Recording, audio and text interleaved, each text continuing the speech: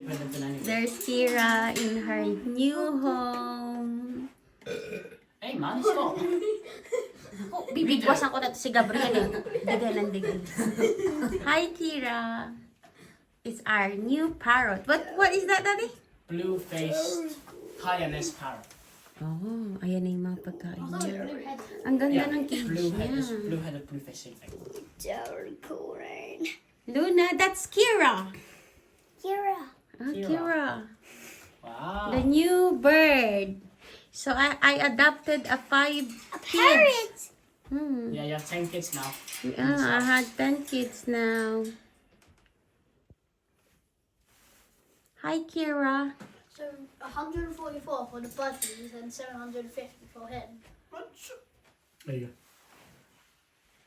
Oh, ayan. He's got more developing on colour to do. Yeah. Yeah. He's still a baby. Blue-headed parrot. He's still a baby. Yeah, Kira. Wow. A baby Kira. He's using his flipping. He's 20 weeks old-ish. 20 weeks. Uh-huh.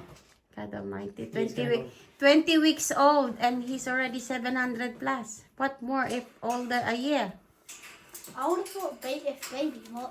He doesn't use his wings a lot, I know that. I see that. Look. She's eating. She just about... Actually, we don't know the gender, guys. Ayan, kumakain na si Kira. Wow! Wow. Well done, Kira. Did he just crack it Uh-huh. the shell? Yeah, well done, Kira. Meron siyang kids. Ano man yung mixed nuts. Meron siyang carrots and apple. At meron siyang Where's kiwi his doon. water? He doesn't use his wings a lot. I thought those were apples, huh? Baby Kira. Guys, ang mahal niyan ha. Ang mahal ng parrot na yan. Pet pioneers Pati ang are highly cage. intelligent and inquisitive and love to interact with their humans. While content to watch as you go about your chores, they would much rather join in. They would Hi, much Kira. Drink water, Kira. These parrots Leave thrive Kira on alone. She's attention. eating.